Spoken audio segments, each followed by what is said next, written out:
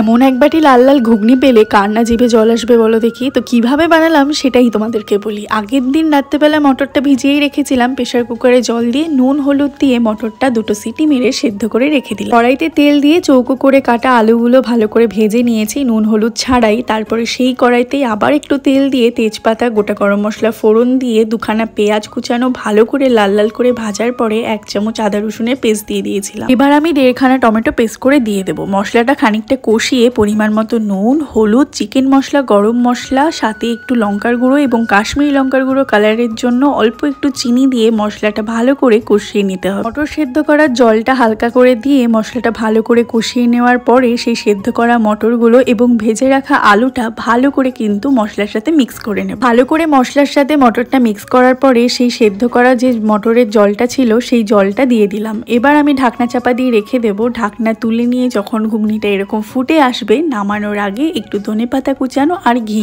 ব্যাস তাহলেই রেডি এই টেস্টি টেস্টি ঘুগনি। আমি তো রুটি দিয়ে খেলাম, তোমরা কি দিয়ে খেলে সেটা আমাকে কমেন্টে জানিও।